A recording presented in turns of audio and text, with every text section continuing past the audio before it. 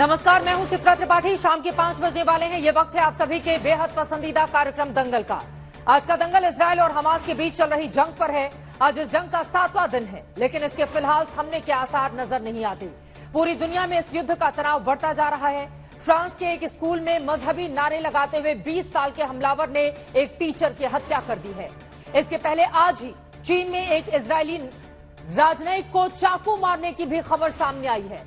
खबर है कि चेचेन मूल के हमलावर ने यह हमला किया है। दुनिया के कई देशों में फिलिस्तीनी झंडे के साथ सड़क पर प्रदर्शन करने पर रोक लगा दी गई है। दुनिया भर के देश अपने अपने नागरिकों को रेस्क्यू करने में लगे हुए हैं। भारत ने कल पहली खेप में 212 लोगों को रेस्क्यू किया। अब अमेरिका भी अपने नागरिकों को रेस्क्यू वहां से करना चाहता है। हालात कुछ ऐसे हैं कि इजराइल की सेना के टैंक अब गाजा पट्टी की ओर तेजी से आगे बढ़ रहे हैं। इजराइल ने 24 घंटे में उत्तरी गाजा खाली करने के लिए कहा है। इजराइल ने कहा है कि उत्तरी गाजा में मौजूद फिलिस्तीनी नागरिक वादी गाजा के दक्षिण में चले जाएं, क्योंकि आतंकवादी रिहायशी बस्तियों में छिपे हुए हैं। इजरायली एयरफोर्स गाजा पट्टी में इस आदेश के पर्चे भी गिरा रही है। उस पर्चे में लोगों को दक्षिण की ओर जाने का नक्शा भी बताया गया है। इस बीच अमेरिका के रक्षा मंत्री भी इजराइल के दौरे पर पहुंच चुके हैं। विदेश मंत्री ब्लिंकन पहले ही आ चुके थे। अमेरिका बार बार इजराइल के साथ इस युद्ध में खड़ा रहने की बात कर रहा है और दूसरे देशों को युद्ध से दूर रहने की चेतावनी भी दे रहा है। फिर भी ईरान जैसे देश गाजा में मारे जा रहे फिलिस्तीनियों के मुद्दे को लेकर धमकी दे रहे हैं कि अगर हमले बंद नहीं हुए तो अंजाम बुरा होगा। रूस के राष्ट्रपति पुतिन ने भी कह दिया है कि गाजा में आम लोगों की मौत स्वीकार्य नहीं होगी। उधर ब्रिटेन के पीएम ऋषि सुनक ने भूमध्य सागर में सैन्य तैनाती बढ़ाने के आदेश दिए हैं। मतलब युद्ध के हालात और उसके असर से दुनिया में तनाव बढ़ता ही जा रहा है। ऐसे में अब सवाल यही है कि गाजा पट्टी के अंदर अगर इजराइल की फौज घुसी तो फिर हालात क्या होंगे? क्या बंधकों को रिहा कर देने पर इजराइल की फौज गाजा पट्टी में जमीनी कार्रवाई नहीं करेगी? क्या अमेरिका इजराइल संकट को समय रहते सुलझाने में सफल हो पाएगा? कई ऐसे सवाल हैं जिसको लेकर आज के दंगल में होगी बड़ी चर्चा। हमारे साथ इजराइल से भारत लौटे वो लोग भी होंगे जिन्होंने वहां के हालात को अपनी आंखों से देखा है। हमारे साथ विशेष मेहमान भी होंगे और इजराइल से लेकर लेबनान बॉर्डर तक के ग्राउंड जीरो पर मौजूद हमारे तमाम संवाददाता भी हमसे जुड़ेंगे। लेकिन उसके पहले ये रिपोर्ट देखिए। तो इजराइल की सेना की बख्तरबंद गाड़ियां तेजी से आगे बढ़ रही हैं।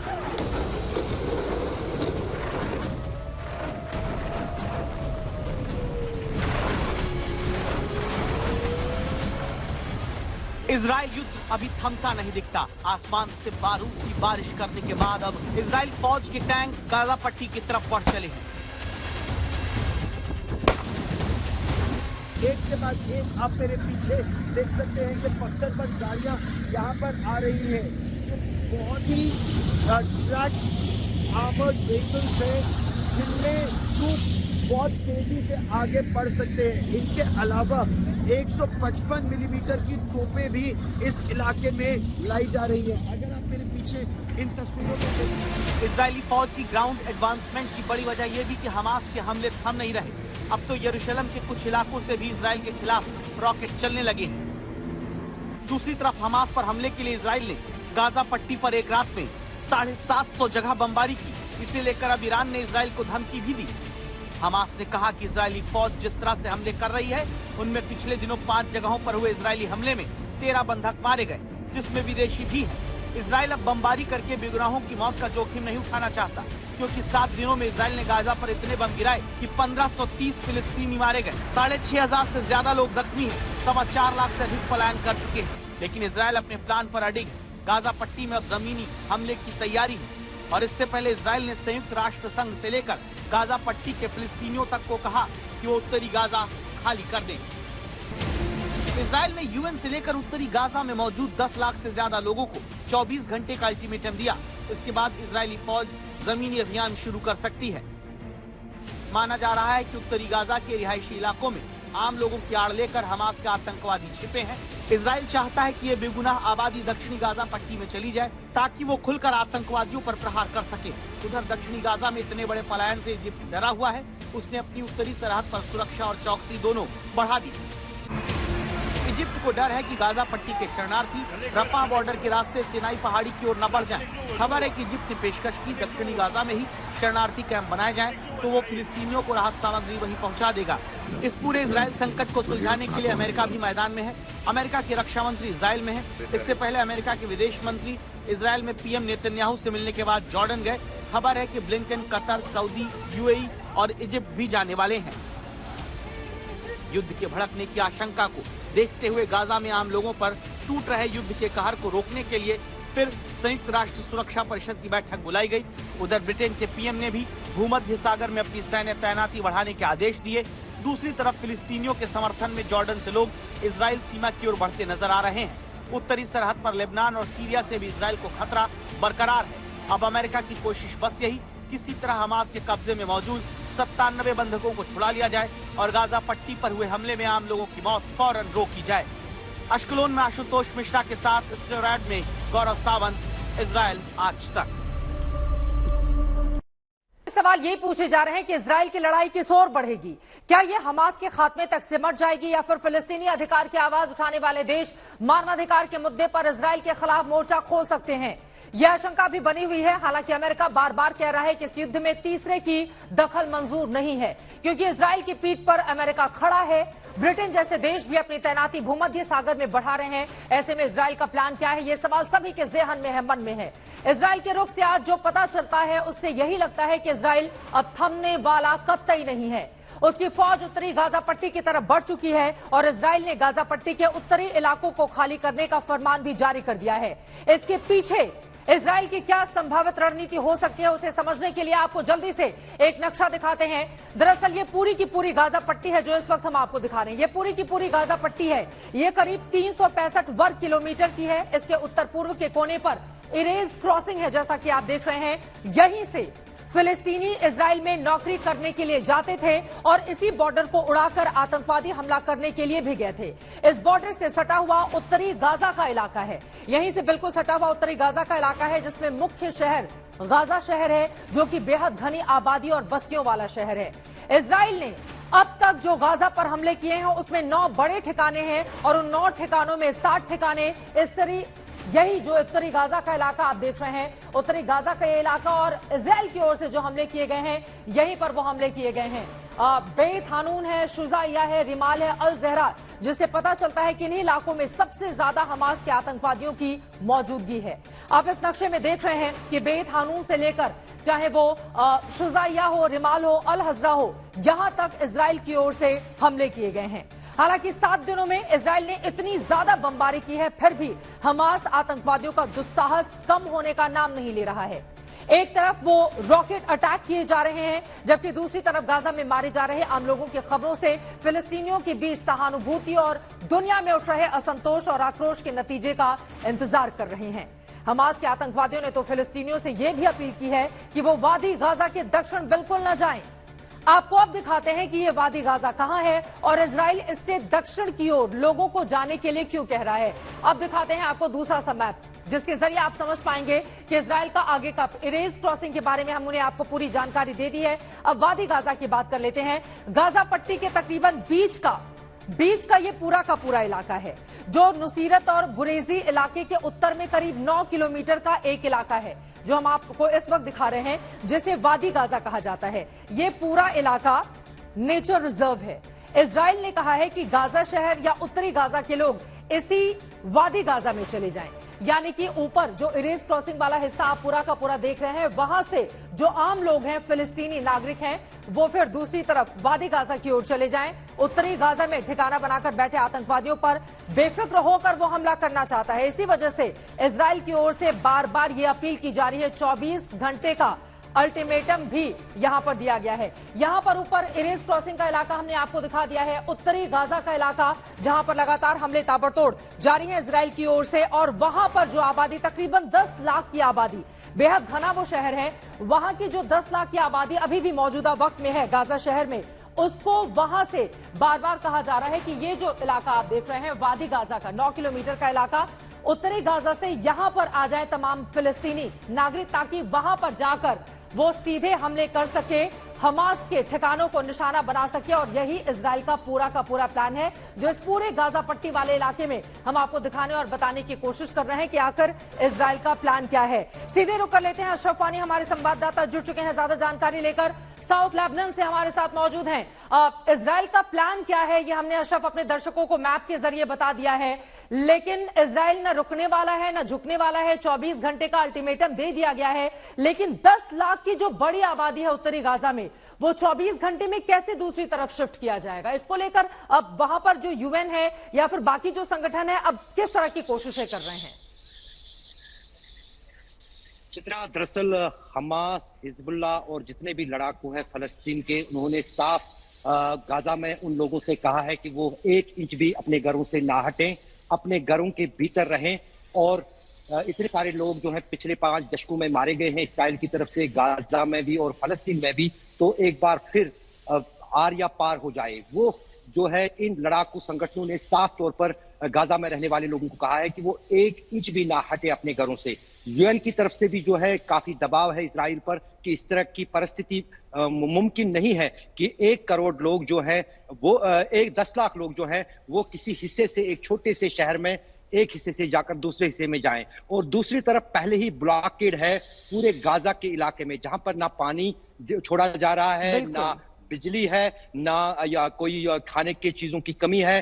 अस्पताल जनरेटरों पर चल रहे हैं जिनमें फ्यूल की कमी चल रही है, हजारों लोग घायल हैं। तो कहीं ना कहीं वहां पर एक ऐसी स्थिति खड़ी हुई है जिससे जूझना इस्राइल को काफी मुश्किल होगा। और साथ ही साथ खासतौर से अमेरिका और यूरोपियन यूनियन को जो खुले तौर पर फिलहाल सपोर्ट कर रही इस्राइल का। सिर्फ मिडल ईस्ट में इतना रोष है कि मैं आपको बताऊं क्या, अभी क्योंकि यहाँ 3 घंटे का समय है भारत, और यहाँ पर जहां जहां पर भी जुमे की नमाज हुई वहां से हजारों के लोग जो हैं वॉलंटरली तौर पर फलस्तीन के हिमायत में लड़ने के लिए तैयार हैं। हमें जॉर्डन से खबरें मिली हैं, इराक से खबरें मिली हैं, सीरिया से खबरें मिली हैं, और मैं जहां पर खड़ा हूं यहां पर मैं एक ऐसे सॉलिडरिटी मार्च में शामिल हुआ था। महिलाएं, बच्चे, बूढ़े, बुजुर्ग सब जो है फलस्तीन के लिए खड़ा है। और यहाँ पर जिन लोगों से भी मेरी बात हुई जो फलस्तीन के विस्थापित यहाँ पर है, वो कहते हैं ये अंतिम लड़ाई है इस्राइल के साथ, आर या पार होगा। और ईरान ने भी धमकी कड़े शब्दों में दी है इस्राइल को, अगर गाजा पर हमला बोला गया तो ईरान इस युद्ध में कूदने जा रहा है। ईरान का मतलब है हिजबुल्लाह। मैं हिजबुल्लाह के साथ सुबह से था, पिछले कई दिनों से हूं। उनकी तैयारी जिस अंदाज से चल रही है, ये युद्ध खास तौर से अब कहीं ना कहीं किसी विश्व युद्ध की दस्तक जरूर दे रहा है। मैं लौटूंगी आपके पास, ये बड़ी जानकारी आप देख रहे हैं। हिजबुल्लाह आतंकी संगठन, उसकी ओर से भी बड़ी तैयारी की जा रही है। सीधे रुक कर लेते हैं यरूशलेम का, हमारे साथ हमारे संवाददाता आशुतोष मिश्रा इस वक्त वहां से जुड़ रहे हैं। आशुतोष, अब सीधे आपका रुख करते हुए, चूंकि लगातार आपने बीते कई दिनों से तस्वीरें दिखाई हैं, कैसे हमास की ओर से भी हमले रुकने का नाम नहीं ले रहा है, लगातार रॉकेट वो दाग रहा है। अभी की क्या स्थिति, अगर हम इजराइल की जानने की कोशिश करें तो क्या देखने में आ रही है? 2 हिस्सों को देखना होगा। उत्तर की जानकारी अशरफ ने आपको दी है। मध्य में जेरूशलम में जहां हूं, यहां बहुत ज्यादा तनाव था। हालांकि बहुत जो युवा लोग हैं उनको मस्जिद के अंदर, अल-अक्सा मस्जिद में नहीं जाने दिया गया। सिर्फ बुजुर्ग, महिलाएं और जो वयोवृद्ध एकदम थे उनको ही जाने दिया गया। लेकिन यहां से 8-10 किलोमीटर की जो पेरीफेरी है, बहुत सारे लोग अल-अक्सा आना चाहते थे, उनको रोकने के लिए आंसू गैस के गोले चलाने पड़े। यानी फिलिस्तीन के समर्थन में ये जो अरब डोमिनेटेड इलाका है वहां से लोग निकले हैं। अब मैं जहां जा रहा हूं, ये पूरे आप समझ रहे हैं कि जो गियर्स जरूरी होते हैं उन सब को लेकर के वो है दक्षिण की तरफ अश्कलोन से लेकर के अशडोड का इलाका। दरअसल वहां 11 बजे पहला हमला शुरू हुआ है। और जब हम बात कर रहे हैं, आयरन डोम जो डिफेंस सिस्टम है, दरअसल वो आपके मोबाइल पर एक एप्लीकेशन के जरिए अलर्ट भेजता है, और उस अलर्ट से अगर मैं गिनती करूं तो अब जो है इसकी गिनती भी बहुत मुश्किल है। 3 बार लगभग कोई क्राफ्ट इंट्रूजन का अलर्ट आया है, और उसके बाद नाचेल, जिम्रस, शुआ, निता, अश्कलोन, साउथ अश्कलोन, नॉर्थ, बीर, गमीन, ये जितने इलाके यहाँ पर हैं गजा पट्टी के आसपास, उन सब पे 1-2 नहीं बल्कि बैराज ऑफ रॉकेट फायर किए गए हैं। और ये इसलिए कि कल ही जो यहाँ के आतंकी संगठन है, चाहे हमास हो चाहे अल-कसाम हो, उसने एक चेतावनी दी थी कि शुक्रवार को जो है इजराइल जो कर रहा है गजा में, उसका बदला लिया जाएगा। और आप देखिए कि इजराइल भले पूरी ताकत से जो है थल सेना को घुसा रहा है गजा पट्टी में, लेकिन रिएक्शन हमास की ओर से कम नहीं हो रहा, और आज काफी ज्यादा बढ़ गया है। दक्षिण के इलाके में ताबड़तोड़ हमले हो रहे हैं। फिलहाल के लिए आपका और बहुत शुक्रिया अशरफ हानी, आपका इस पूरी जानकारी के लिए। आगे भी जानकारी आपसे लेते रहेंगे। सबसे पहले आपसे ही शुरुआत करते हुए नीर भारद्वाज, इजराइल में किस तरह के हालात हैं, आंखों देखी तस्वीरें अगर आप बयां कर पाएं? हाँ, अभी मैं इजराइल में ही हूँ जी। हम रजिस्टर्ड हैं ये ऑपरेशन अजय में वापस जाने के लिए, पर अभी इसका वेट कर रहे हैं। इस वक्त काफी इजराइल के इंटीरियर में काफी सेफ हालात है। ऐसा कोई खतरा नहीं लग रहा। पर स्टूडेंट्स में यही इसी बात की गंभीरता और आशंका है कि ये युद्ध क्या डायमेंशंस और लेता है और किस तरह और बढ़ता है और आगे क्या अनसर्टेनिटी होगी। इसलिए मेजॉरिटी चाह रहा है कि इंडिया वापस लौटा जाए। चूंकि लगातार वहां पर रॉकेट से हमले हमास की ओर से दागे जा रहे हैं, आप लोगों को कहां पर रखा गया है? क्या अपने आप को पूरी तरह से आप सेफ सुरक्षित महसूस कर रहे हैं? और इंडियन एम्बेसी की ओर से आप लोगों से लगातार क्या संपर्क साधा गया है? क्योंकि 18,000 बहुत बड़ी तादाद में भारतीय वहां पर रहते हैं, उनमें से कितने लोगों की ओर से कोशिश की जा रही है कि वो इजरायल छोड़कर हिंदुस्तान वापस आ जाएं? हाँ, स्टूडेंट पॉपुलेशन में से तो ज्यादातर की कोशिश है कि वापस आ जाए। एम्बेसी से अच्छा संपर्क है। एम्बेसी के कुछ कॉन्टैक्ट्स हमारे स्टूडेंट्स में भी है, तो अच्छा लेयर्ड संपर्क है, हमें जानकारी मिलती रहती है और इंफॉर्मेशन ली जा रही है कि आप जाना चाह रहे हैं कि नहीं जाना चाह रहे। अभी मैं अपने अपार्टमेंट में इधर बैठा हुआ हूँ। इधर मेरे अपार्टमेंट में एक शेल्टर रूम है। तो हमले जब सैटरडे की सुबह हुए थे तो लगातार सायरन 2-2.5 घंटे बजे थे, तो तब था। अदरवाइज दिन में एक आध सायरन बज रहा है और तब वो अंदर जा रहे हैं। और सायरन जैसा सबको पता है मोस्टली ये आयरन डोम सिस्टम से इंटरसेप्ट हो जाता है। और इनके पास निशाने वाले रॉकेट तो है नहीं। एक गराज में रॉकेट्स है जो ऐसे ही फेंके जाते हैं, तो वो लॉस ऑफ लाइफ इतनी दूर, जैसे हमारी यूनिवर्सिटी 50 किलोमीटर दूर है, इतनी दूर हो नहीं पाता। आप हिंदुस्तान वापस आना चाहते हैं, उसके लिए जो भी प्रक्रिया है उसको पूरी कर ली गई है? भारतीय दूतावास ने आपसे संपर्क साध लिया है? कब आपको लेकर वहां से विमान यहां के लिए टेक ऑफ करेगा, इसके बारे में जानकारी देंगे आप हमें? हाँ, तो एक रजिस्टर जो कोई भी भारतीय नागरिक बाहर जाता है वो वहां की एम्बेसी में रजिस्टर करता है। ये तो हम वैसे भी करना ही चाहिए। और इसमें जो रजिस्टर है सबको ईमेल आ रहे हैं, जैसे मुझे अभी तक नहीं आया, पर एक सीक्वेंस से जो भी उनका पैराडाइम होगा उससे आ रहे हैं। ठीक है। पर हमें अब आज एक अलग गूगल शीट भी भरवाई गई, क्योंकि लग रहा है इधर वाइजमैन इंस्टीट्यूट से जहाँ पे मैं हूँ वहाँ पे 60-70 लोग ही रह गए, इंक्लूडिंग देयर फैमिली मेंबर्स, जो अब जाना चाह रहे हैं। तो ज्यादा नहीं है। हमारी उम्मीद है कि 1-2 दिन में हम वापस जा पाएंगे। क्या बड़ी तादाद में ऐसे भी भारतीय हैं जो वहीं पर अभी रुकना चाहते हैं? हाँ, काफी हैं जो इधर सेफ महसूस कर रहे हैं और रुकना चाह रहे हैं। पर ये भी है कि यूनिवर्सिटीज का जो सेमेस्टर जो चालू होने का डेट है वो पुश बैक कर दिया गया है। काफी हमारे जो मित्र इजरायली थे उनको आर्मी में बुला दिया गया है वो करने के कंट्रीब्यूट करने के लिए। तो इंटीरियर में सेफ्टी है, पर ये भी है, पर एक युद्ध का माहौल है और एक अनसर्टेनिटी है। तो हम काफी है जो जाना चाह रहे हैं, फिर देखेंगे वापस। ठीक है, उम्मीद यही कि जल्द से जल्द जितने भी लोग वहां से हिंदुस्तान वापस आना चाहते हैं, लौटना चाहते हैं, भारत सरकार की ओर से भी कोशिशें यही की जा रही हैं कि फौरन उनकी वतन वापसी पूरी तरह से सुरक्षित करवाई जाए। जैकलिन सोलोमन हमारे साथ जुड़ी हुई हैं। जैकलिन, आपसे मैं आपका अनुभव जानना चाहूंगी। आप वहां पर कब से हैं, क्या महसूस कर रहे हैं? क्या आप भी हिंदुस्तान वापस लौटना चाहती हैं? कुछ लोगों से संपर्क हुआ है भारतीय दूतावास से, किस तरह की जानकारी देंगे अभी के हालात को लेकर भी? शलोम फ्रॉम इजराइल टू एवरीवन। मैं यहाँ से 26 साल से हूँ। मैं अपनी पूरी फैमिली के साथ यहाँ पर रहती हूँ। माहौल तो बहुत ही डरावना है। साइरेंस होते हैं 3-4 बार। मैं जहाँ पर रहती हूँ फैमिली के साथ, वहाँ 40 किलोमीटर दूर है बॉर्डर से, और यहाँ तक तो उनके मिसाइल्स पहुंचते ही हैं। तो जब भी मिसाइल्स का होता है, हमेशा अपने घर में जो शेल्टर रूम्स है वहां पर हम दौड़ के चले जाते हैं। वहां पर सब पानी, extra batteries and radio transistor, सब का हम लोग ने तैयारी करके रखा है। सो जस्ट इन केस भी हमें बहुत ज्यादा टाइम अगर उधर रहना पड़े तो हम लोग रह सकते हैं। फिलहाल तो हम हिंदुस्तान नहीं आना चाहते। हम वैसे इन सब के बावजूद विश्वास है कि इजराइल हमारा ख्याल रखेगा और हम यहीं पर रह रहे हैं। आपने बताया बीते 26 सालों से आप इजराइल में ही हैं। कभी भी क्या इस तरह के हालात वहां पर पैदा हुए? क्योंकि माना जा रहा है कि कई सालों के बाद इस तरह का हमला, और इसमें एक बहुत बड़ा फेल्योर भी है। जिस तरह से जो खुफिया एजेंसियां इजराइल की हैं, उनके सेना की ओर से भी आज तमाम तरह के वक्तव्य सामने आए हैं। कभी भी ऐसा लगा क्या? वैसे तो मैंने बहुत से ऑपरेशंस देखे हैं यहाँ पर 26 साल में, लेकिन इस तरह से जो भी कुछ हुआ है वो ऐसा कभी नहीं हुआ है।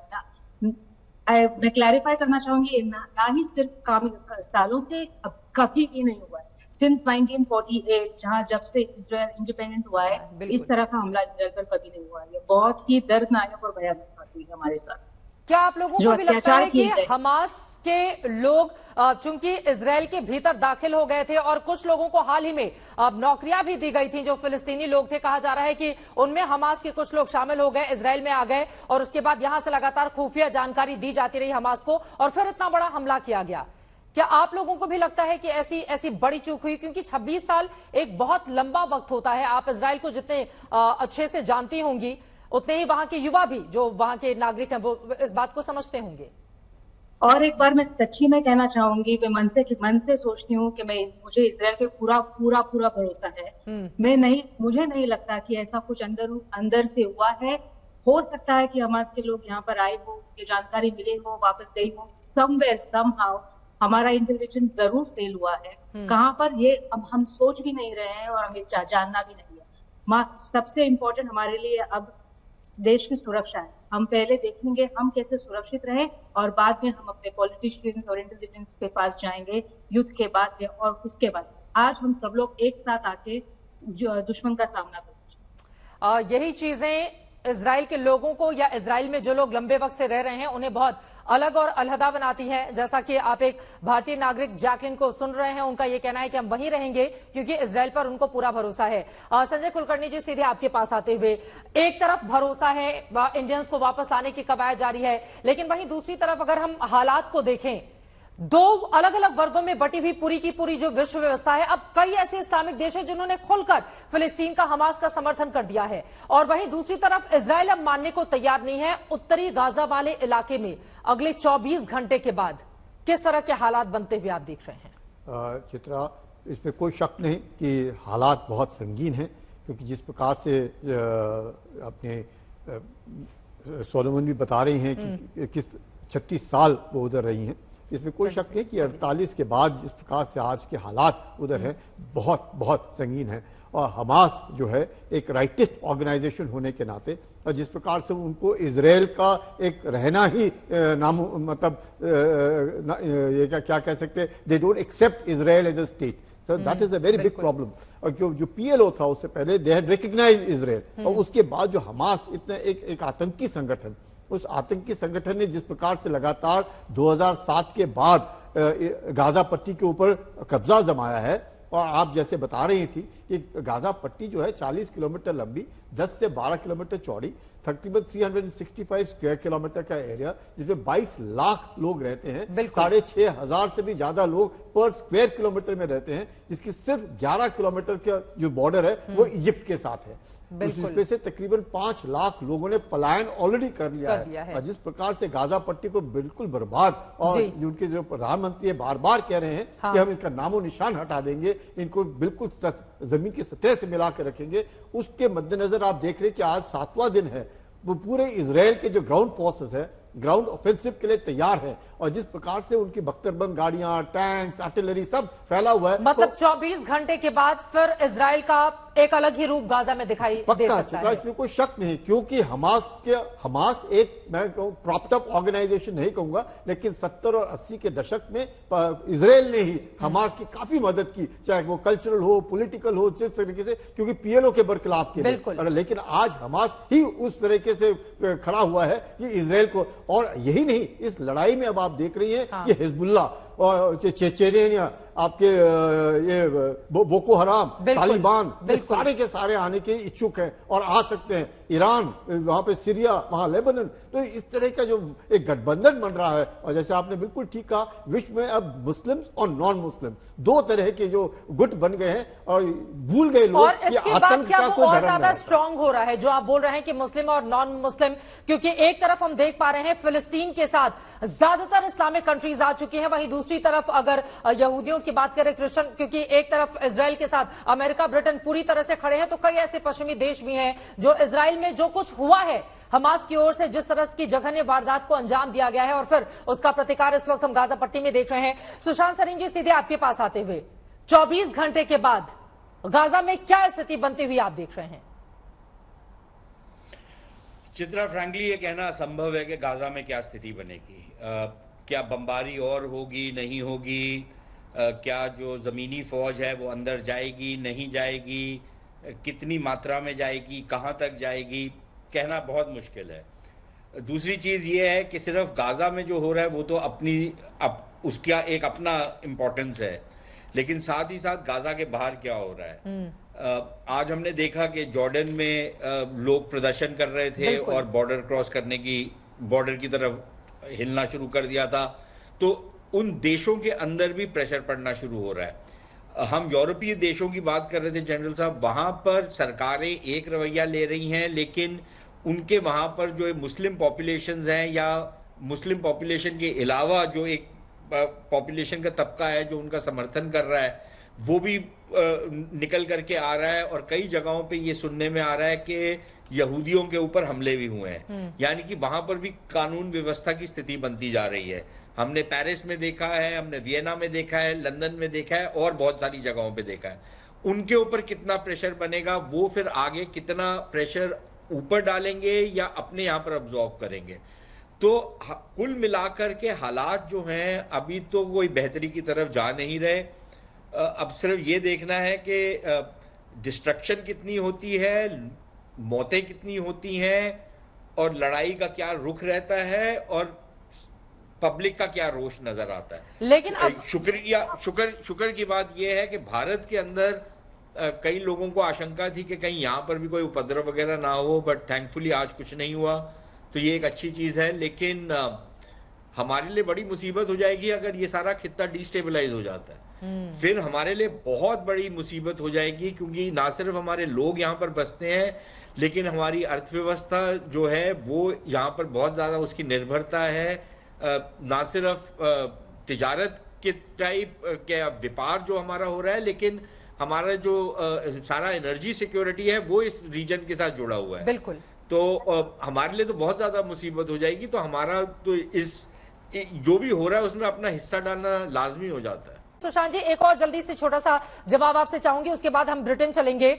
सवाल बड़ा ये खड़ा हो रहा है, अब सिर्फ गाजा पट्टी या इजराइल या फिलिस्तीन तक ही मामला सीमित नहीं रहा, अब उसकी दूसरी, क्योंकि चीन से खबर आई कि वहां पर एक इजरायली राजनयिक को चाकुओं से गोद दिया गया है।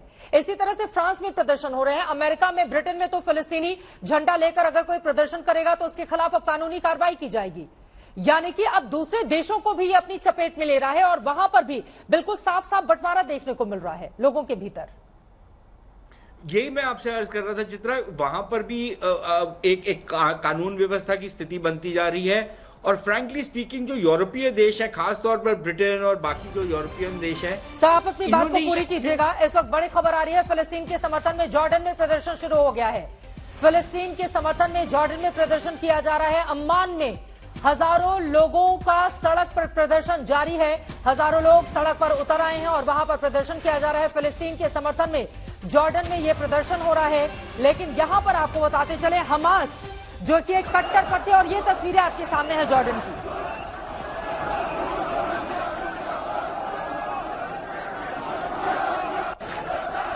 जॉर्डन में अमेरिका के रक्षा मंत्री आज ही पहुंचे हुए हैं और वहां पर इस तरह का प्रदर्शन हो रहा है। अमेरिका पूरी तरह से इजराइल के साथ है, साजो सामान के साथ, हर तरह की मिलिट्री मदद को मुहैया कराने के लिए जो भी उसको नीड है, अमेरिका की ओर से पूरा भरोसा दिया गया है। और आप देख रहे हैं जॉर्डन में किस तरह का प्रदर्शन, हजारों की तादाद में लोग सड़कों पर उतरे हुए हैं फिलिस्तीन को लेकर। उन लोगों की ओर से यह प्रदर्शन किया जा रहा है।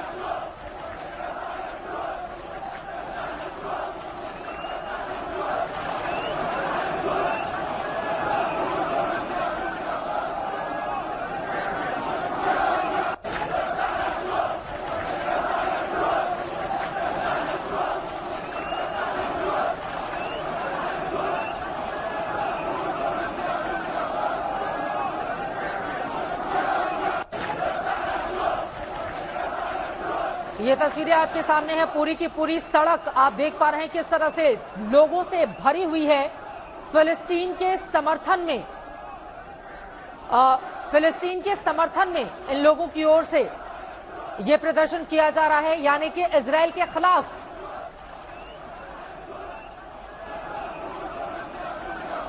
जॉर्डन फिलिस्तीन के पूर्वी सरहद पर है और जॉर्डन में आप देख रहे हैं किस तरह का प्रदर्शन चल रहा है। सुशांत सरीन जी, जल्दी से इस पर एक आपकी टिप्पणी। अब जॉर्डन में बड़ी तादाद में लोग सड़कों पर उतर आए हैं और फिलिस्तीन के समर्थन में यह प्रदर्शन किया जा रहा है। जी चित्रा, ये आज से 2 रात पहले के भी यही दृश्य थे और ये जो दबाव है, जो सड़क का दबाव है जिसको अरब स्ट्रीट बोलते हैं, उसका जो दबाव है वो बढ़ेगा अभी वो खत्म होते हुए नजर नहीं आ रहा। अभी तक तो देखिए जो सरकार है उसने, जॉर्डन की जो सरकार है उसने जो रवैया लिया है वो ये है कि वो पैलेस्टीन का इशू का तो समर्थन करते हैं, लेकिन वो इजराइल के साथ कोई फ्रंट खोलने की बात नहीं कर रहे।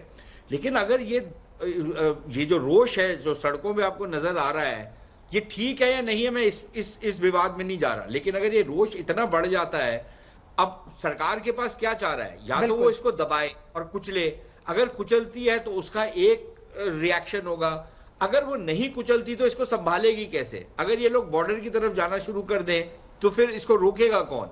कहां तक जाएगी ये बात? अगर तो ये प्रदर्शन करके ठंडे पड़ जाते हैं तो ठीक है, अगर नहीं होता फिर क्या होगा? यही चीज आपकी इजिप्ट में भी हो सकती है, यही चीज आपकी बाकी जगहों पे भी हो सकती है, जो बाकी अब इराक में देख लें, ऑल्दो इराक की इनके साथ सरहद नहीं लगती, लेकिन लेबनान में तो बहुत बुरे हालात हैं, बहुत नाजुक हालात हैं, और वहां पर हिजबुल्लाह की भी बहुत बड़ी प्रेजेंस है। ये प्रदर्शन क्या अमेरिका को एक तरह की चेतावनी के तौर पर भी देखा जा सकता है, क्योंकि उनके रक्षा मंत्री यहां पर पहुंचे हुए हैं और उसी समय इतनी बड़ी तादाद में लोगों का ये प्रदर्शन?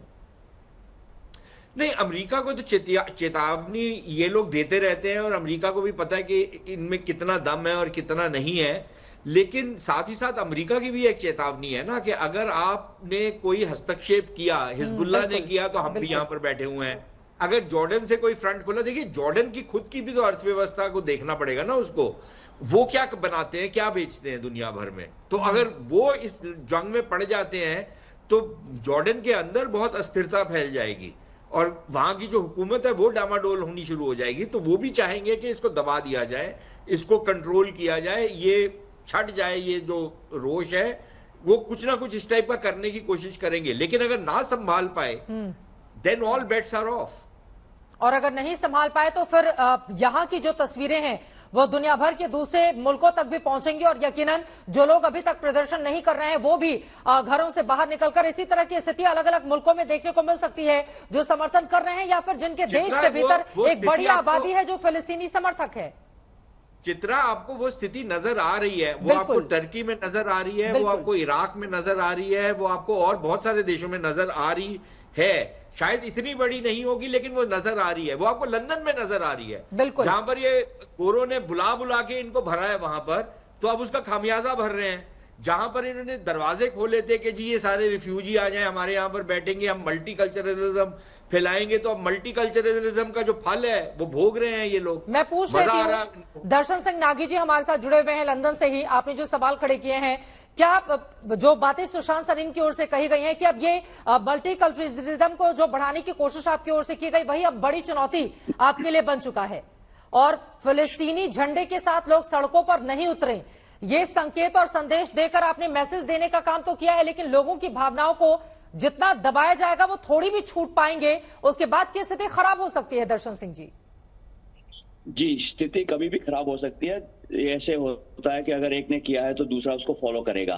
अभी जैसे जॉर्डन में ये हो रहा है, लेकिन जॉर्डन के पास कितनी वो है, ताकत है कि वो इनके साथ भिड़ सके, इजराइल के साथ कुछ नहीं है उनके पास, राइट। ये मतलब पब्लिक है ना, तो जैसे हमारे भाई साहब अभी बता रहे थे कि भाई क्या उनकी गवर्नमेंट इसको टेकअप करना चाहेगी कि वो इजराइल के साथ पंगा ले ले? नहीं, मुझे नहीं लगता है कि वो ये कर सकेंगे और ना ही उनमें हिम्मत है। पहले भी मतलब 1960 में जब पहले इनकी जंग हुई थी तो कितने 11 या 12 मुल्क थे, अरब मुल्क थे, इस्लामिक मुल्क थे, जिनने पूरा इकट्ठे होकर इजराइल के पे हमला कर दिया था और तब इजराइल इन सबके साथ भिड़ गया था और सबको मारा था। आज तो इजराइल की ताकत इतनी है कि उनकी तरफ कोई आंख उठा के नहीं देख सकता है, लेकिन इन्होंने अभी क्या किया है कि शेर के मुंह में हाथ डाल दिया है, राइट। अभी उनको ये संभालना मुश्किल हो जाएगा और इजराइल ने यह प्रण ले लिया है कि भाई हम अभी इनको खत्म करेंगे, इनका सर कुचल के छोड़ेंगे और मुझे लगता है कि वो इससे पहले अभी बंद नहीं होगा। लेकिन 10 लाख फिलिस्तीनियों का फिर क्या होगा? 24 घंटे का अल्टीमेटम इतनी बड़ी तादाद में उन लोगों को उत्तरी गाजा से निकालकर दूसरी जगह शिफ्ट करना आसान नहीं है। ये क्या देना जितना आसान है? जी 24 घंटे का अल्टीमेटम जो दिया है वो 11 लाख लोग हैं वहां, जिनको वहां से खाली करने को कह दिया गया है कि 24 घंटे में आप खाली कर दो। अभी एक इश्यू और भी हो रहे हैं कि जो हॉस्टेजेस पकड़े हैं इनने, हिजबुल्लाह ने, वो उनमें ब्रिटिश लोग भी हैं, जो 100 लोग। इस वजह से ब्रिटिश गवर्नमेंट पूरी उनके अगेंस्ट है कि भाई हमें वो लोग वापस चाहिए। और इजराइल ने कल उनको अल्टीमेटम दे दिया है कि भाई आप उनको छोड़ दो, नहीं तो ये हमारी बमबारी बंद नहीं होगी, और ना ही हम पानी छोड़ेंगे, ना ही हम इलेक्ट्रिसिटी छोड़ेंगे, ना ही हम आपको खाना आने देंगे। तो कितनी देर तक टकेंगे वहां? सब कुछ बंद है, कल से तो बिजली भी बंद है उनकी, पानी बंद है। बिल्कुल। कितने दिन पानी चलेगा? तो पब्लिक तो रहेगी ना।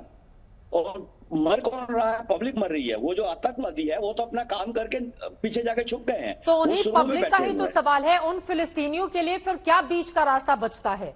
क्योंकि 10-11 लाख लोगों को आप 24 घंटों में एक से उठाकर दूसरी जगह शिफ्ट नहीं कर सकते, जबकि इजराइल का जो रुख है इस पूरे मामले में वो बेहद आक्रामक है गाजा के उत्तरी हिस्से को लेकर। कोई भी नहीं कर सकता, किसी सरकार के पास इतनी हिम्मत नहीं, उनके पास वहां गाजा में किसी गवर्नमेंट के पास कोई इतनी हिम्मत नहीं है वो 11 लाख लोगों को खाली करवा दे। वो बेचारे खुद खाली करेंगे, उनके पास और कोई अल्टीमेटम नहीं है। कहां जाएंगे? बैठे रहेंगे, जाने की जगह ही नहीं है ना। there is nowhere to go. It is absolutely, तो इनको कोई ना कोई समझौता तो करना पड़ेगा। और इजराइल अभी समझौता करने के मूड में नहीं है, जहां तक मुझे ये पूरा मतलब वो पता है। They don't want to stop. वो कह रहे हैं कि हिजबुल्लाह को खत्म कर दिया, लेकिन खत्म भी पूरा टोटल खत्म नहीं होगा। कुछ वो लोग रह जाएंगे। एंड ये जंग लंबा टाइम चलने वाली है, ये अभी रुकेगी नहीं। एक छोटा सा जवाब, ब्रिटेन का क्या रुख रहने वाला है? क्योंकि आप लोगों की ओर से भी अब तैयारी की जा रही है। अभी कुछ एरियाज में जहां के मतलब जहां भी हम रहे, मैं अफ्रीका में रहा हूं, जहां भी लोग रहते हैं, जहां उनकी कम्युनिटी होती है, सब लोग वहां रहते हैं। तो अभी एक एरिया जूइश एरिया है, यहाँ मुझे पता है कौन सा एरिया, मैं नाम नहीं लूंगा। वहां 2 स्कूल बंद कर दिए गए हैं सेफ्टी के लिए, बच्चों के लिए, कि बच्चे स्कूल वो जूइश स्कूल में वो स्कूल बंद करके थोड़े बच्चे अब स्कूल नहीं आएंगे। तो ये मतलब अच्छी बात नहीं है। बिल्कुल। और ये डर है, सबको डर है, गवर्नमेंट को भी डर है कि कब कुछ भी हो सकता है। ये लोग पागल हैं, बिकॉज ये धर्म के नाम पे सब कुछ करते हैं, इनको और कुछ नहीं दिखता है। संजय कुलकर्णी जी, सब कुछ धर्म के नाम पर हो रहा है, या फिर फिलिस्तीन की ओर से या हमास की ओर से जो आवाज उठाई जाती है कि हमारी जमीन पर कब्जा है, हमको वो वापस चाहिए, इसलिए हो रहा है? चित्रा जी, वो तो वापस होगा नहीं, क्योंकि सबसे पहले इजराइल। ठीक है सर, संजय कुलकर्णी जी से। चित्रा जी, बात ऐसी है कि फिलिस्तीनी जो है वो और हमास 2 अलग चीजें हैं। हमास एक आतंकी संगठन है और फिलिस्तीनी वहां के एक एथनिक लोग हैं जो वहां के रहने वाले हैं। उसको मद्देनजर रखते हुए अगर हम देखें तो जॉर्डन के साथ संधि है इजराइल की, जॉर्डन वेस्ट बैंक के साथ लगा है, और वहां पे हमेशा वो कहते हैं from Jordan river to Mediterranean sea Palestinians will be free. वो उनकी एक सोच है। और यहाँ पर जो गाजा पट्टी है, अगर जो जैसे आप कह रही हैं, 4-5 लोग तो पलायन कर चुके हैं। सिर्फ 11 किलोमीटर का जो बॉर्डर है वो इजिप्ट के साथ, सिनाई डेजर्ट के साथ है, जिसमें 22 लाख की आबादी में से 17 लाख तो रेफ्यूजी कैंप के अंदर रहते हैं। तो ये जो एक अजीब सी घटना घट रही है और जिस प्रकार से बर्बादी हुई है गाजा की ऑलरेडी, मुझे शक होता है कि ऐसे कैसे हो सकता है कि इतनी बर्बादी में सिर्फ 3000 या 2500 लोग ही मारे गए होंगे। आप कह रहे हैं सही आंकड़ा संख्या सामने तो नहीं आया बहुत है। ज्यादा होगी, इसमें कोई शक नहीं, लेकिन मान भी जाते हैं जो संख्या बताई जा रही है कि उतनी 2500 की है। लेकिन आज की तारीख में जिस तरह से जॉर्डन, क्योंकि अगर वेस्ट बैंक हिजबुल्लाह जो है वो इस टेस्टिंग वाटर्स